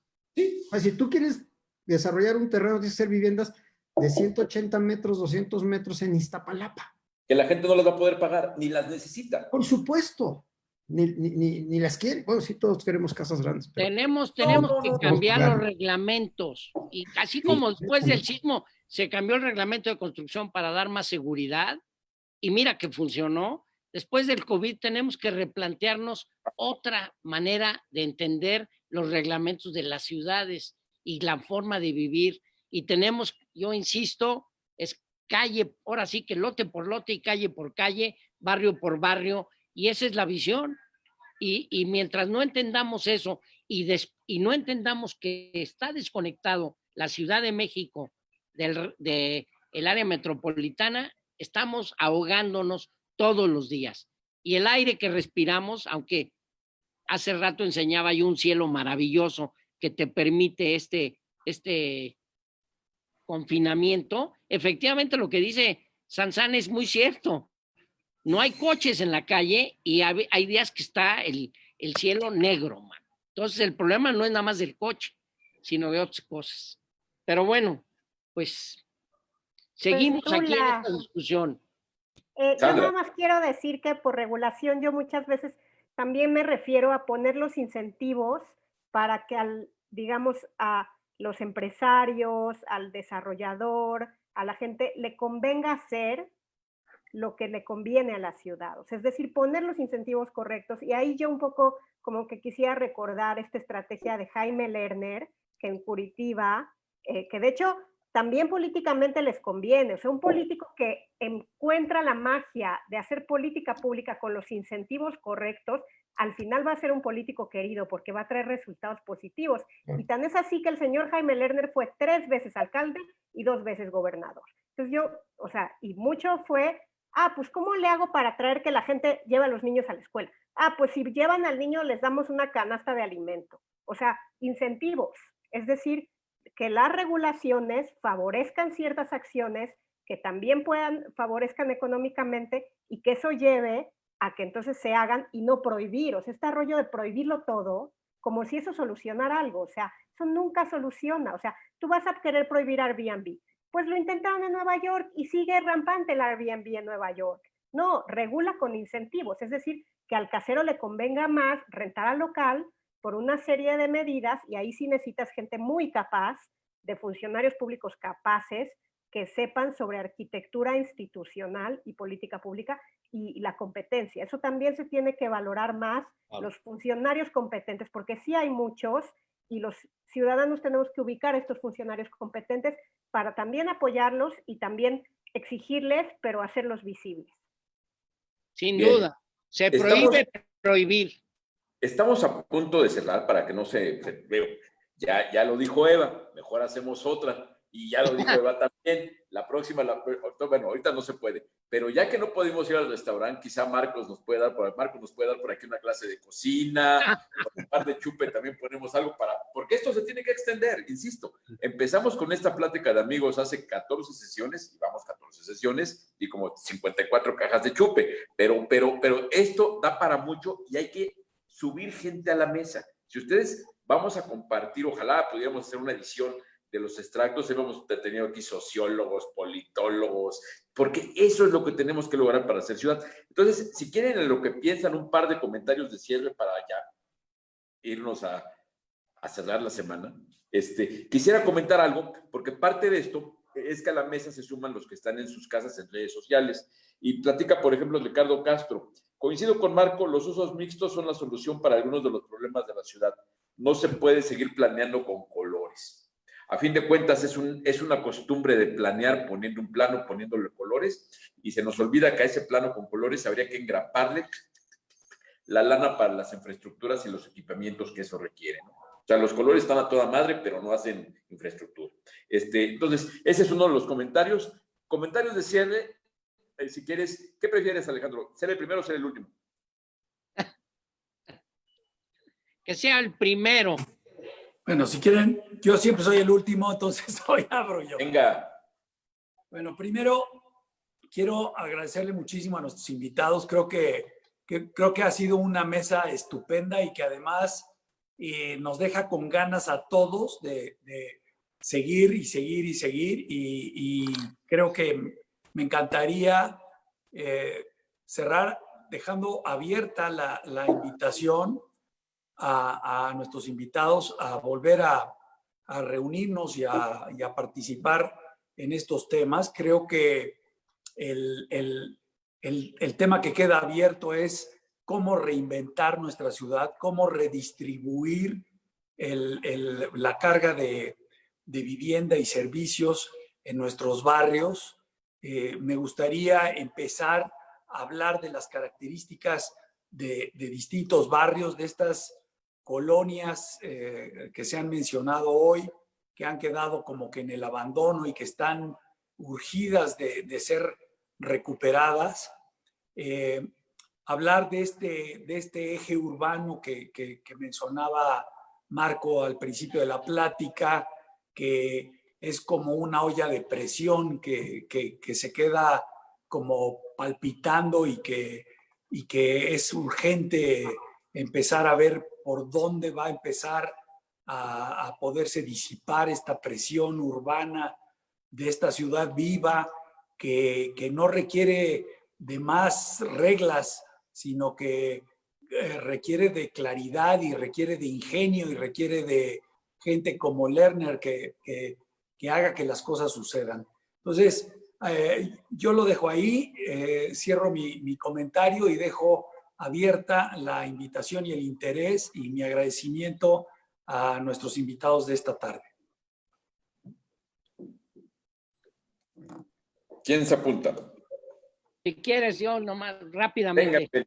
Venga, Félix. No, muchas gracias. Estuvo buenísima la discusión. Se dijeron muchas cosas que me parece que nos harán reflexionar en cómo tenemos que volvernos a unir los progresistas para que se prohíba prohibir y se avance en lo que todos queremos, el bien común. Queremos que sea la mejor ciudad del mundo y la mejor ciudad es la que le da todo a todos cerquita y nos falta mucho camino, pero con ideas positivas, con buena filosofía, con cultura, tenemos que revisar el pasado y aprender de los errores, caray. Me parece que es muy importante estar con el alma abierta y pensando en que si es una ciudad que ha evolucionado y nuestros hijos ya traen una visión diferente y los nietos, tengo un nieto que tiene 3 años y me dice, oye, tú tienes pizarrín, ¿verdad? No tiene ni 3 años. O sea, nada más para que vean por dónde andan. Muchas gracias a nuestros invitados y pásense un buen fin de semana, se lo merecen, con unos negronis, con martinis, con vodkas, con ginebra, con tequila, con lo que quieran. Los quiero mucho. Bien. Eva, Sandra, Marco. Las damas. A ver. Bueno, voy, ya. Venga. Yo creo que como resumen, aunque Marco se me haya tirado al cuello con todo lo que lo quiero, pero bueno. La Es cosa terrible, es, Marco. Es terrible, ya lo conoces. ¿viste cómo se me aventó? Y ya sabes cómo Yo es. me quedé así como de, ¡oh! Bueno, yo así como para cerrar, digo, bueno, ¿cómo sí se puede algo que sea bueno para todos? No se trata de que unos sean mejores y otros peores y unos merezcan más y otros menos. Se trata de de generar alternativas que sean buenas para todos.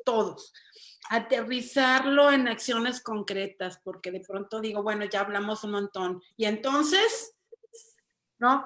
Y para cerrar, conciencia en contraposición con límites, peleas, prohibiciones, castigos, denuncias. O sea, ¿cómo podemos ir hacia la conciencia, generar conciencia y colaboración, retroalimentación y escucha.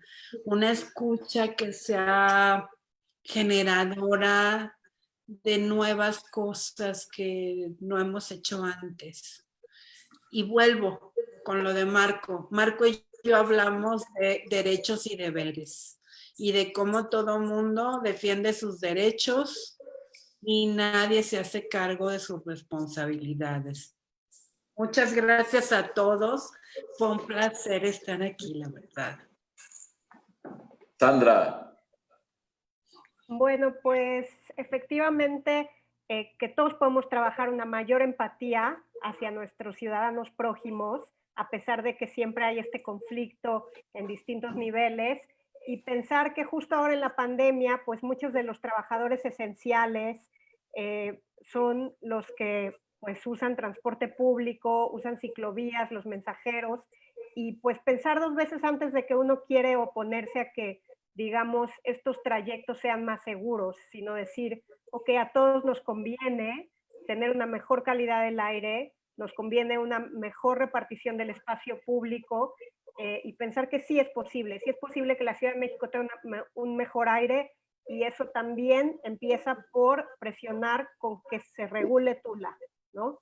Entonces, y empatizar, y muchas gracias por la invitación y con tantas personas tan conocedoras. Muchas gracias. Pues no, Sandra, fíjate que eso de conocedoras, el chiste es compartir el conocimiento y entre todos vamos tejiendo fino, de eso se trata. Billy, te dejamos a ti para que cierres. Voy yo porque quiero dejarle el cierre a Marco. Ok. Marco, te vas a atascar. Yo le vuelves a ir encima a Eva, por bajar el favor. cierre a Marco. No, yo lo que quiero es ratificar mi cariño, mi respeto, mi admiración por el trabajo que ha hecho Eva. Nada más que se te fue un poco la cuestión de lo de la frase, esa idea de que ya no vengan.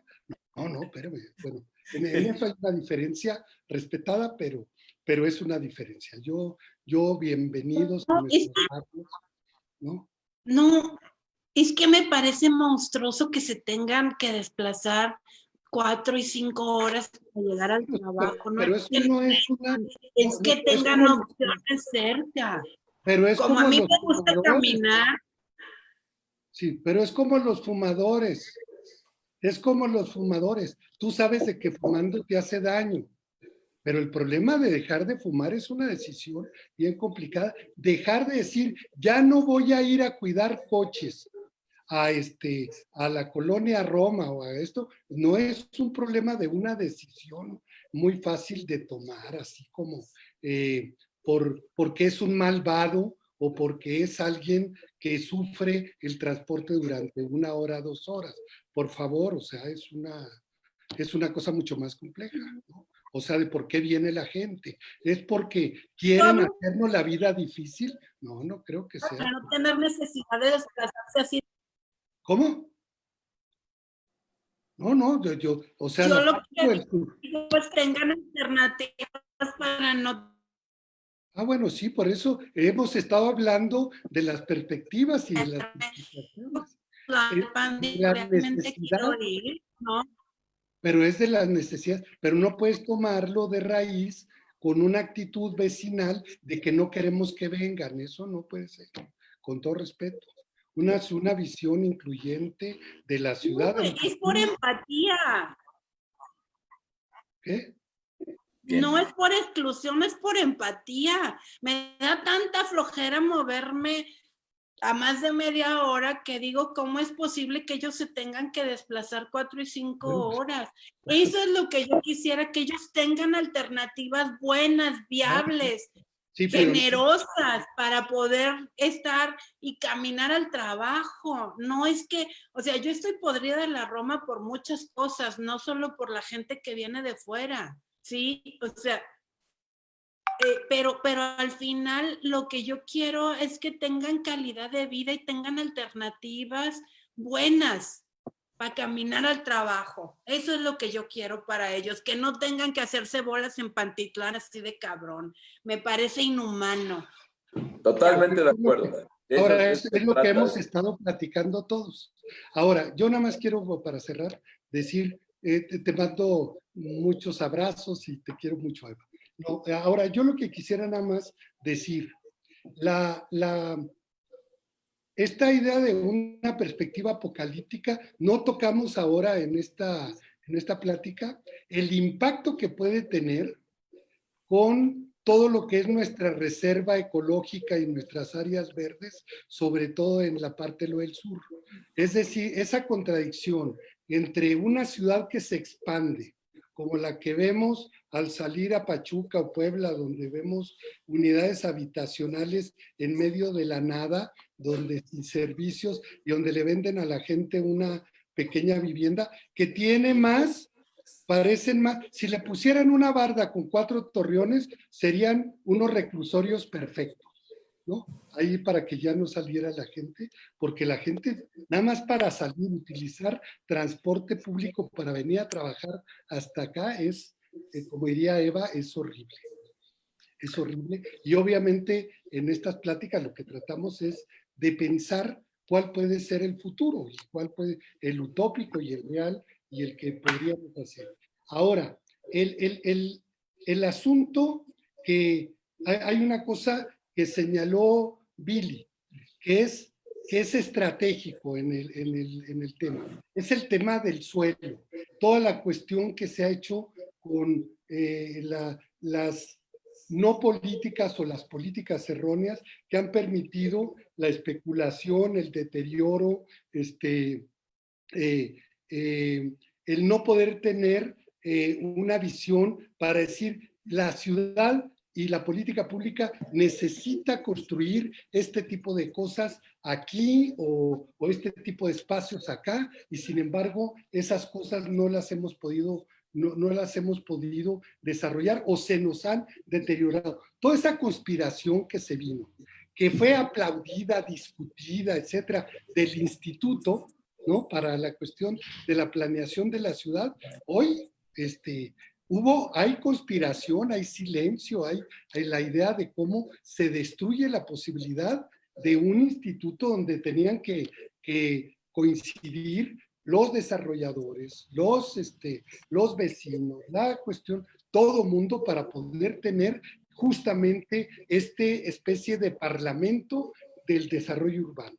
Sin embargo, estas cosas no han sucedido y se quedaron totalmente desconectadas, y como hay una vocación a no tomar en cuenta nada de la Constitución que se acaba de aprobar, y entonces decir, bueno, pues vamos nada más a tomar decisiones sobre la base de los problemas que están apareciendo, pero yo no veo en el último tramo una visión clara, y obviamente esto va a impactar no únicamente por el tema del oriente o el tema del norte de la ciudad o el tema de las barrancas en el poniente, sino una cosa gravísima que puede ser todo el deterioro justamente en el sur.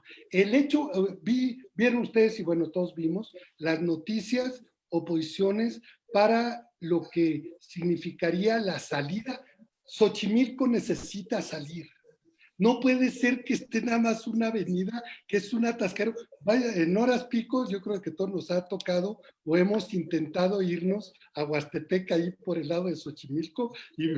O sea, la cosa espantosa que puede suceder, tratar de entrar o salir en Xochimilco en un fin de semana, ahí por Vaqueritos o por Avenida México y por Avenida, por todas las avenidas que salen a la carretera hasta el sur.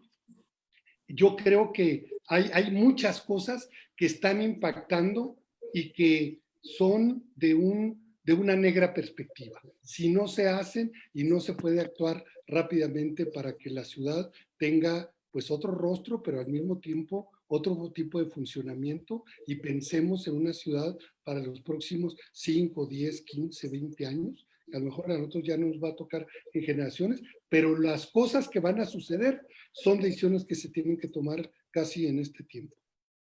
Totalmente de acuerdo, Marco. Muchas gracias. No, gracias a todos. Y gracias a Sandra, a Cecilia, a Alejandro, a Billy, a ti, a todos, ¿no? Billy, Sí. querido, te toca el cierre. Coméntanos. Gracias por aceptar nuestra invitación y por acompañarnos. Coincido con Alejandro, con Félix, ha sido muy interesante. Y pues vamos a planear la siguiente, ¿no? Quedaron muchos temas fuera de esta conversación, como es el espacio público, como es lo que sí queremos que se haga y tal. Y creo que me gustaría mucho pensar, primero, hacer ciudades, hacer política. Y eso implica conciliaciones, implica negociaciones, implica acuerdos, implica, yo creo que empezar por tener un proyecto de ciudad y un proyecto de ciudad solidaria, no solo sustentable y sostenible, sino solidaria, donde creemos las condiciones que puedan impulsar acciones y economías que mejoren la situación de todos. Creo que me encantaría ver que así como hay grupos y organizaciones que se juntan para oponerse a proyectos y demás, tuviéramos una organización de gente que empuje, exija y demande que se hagan las cosas que nadie está viendo porque no se están haciendo, contra las cuales no hay resistencia. Salgamos a exigir que se permita construir mucha más vivienda, se invierta en el espacio público, se usen las reservas territoriales que están en todo Tlalnepantla, hay 5 habitantes según el INEGI o 15 habitantes, una cosa así, y hay 600 hectáreas que están semivacías, para tener un proyecto de ciudad, para exigir que esta ciudad cambie y se transforme para ser una gran ciudad, porque todos la queremos, y aquí vivimos además, ¿no? Muy bien, pues amigos queridos, muchas gracias a todos por acompañarnos y a los que están en sus casas, pues aquí estaremos en Utópolis, ya nos gustó, hay mucho tema de ciudad, como pueden ver esto lo tenemos que construir entre todos, vecinos, importantísimo, políticos, geólogos, biólogos, arquitectos, todos tenemos que hacer ciudad y aquí vamos a poner la plataforma para estar hablando de esos temas que en algún momento, lo prometo, Eva querida, nos vamos a acabar poniendo todos de acuerdo. Marco, lo mismo. Sandra, gracias. Y querido Billy, Alejandro y Félix, como siempre, ustedes son el alma de este proyecto. Nos estamos viendo por acá. Nos vemos el próximo viernes. Gracias a todos los que nos Gracias. acompañaron. Gracias a Salud. todos. Salud, salud, Salud. salud. Salud. Nos vemos pronto. Buenas noches, gracias.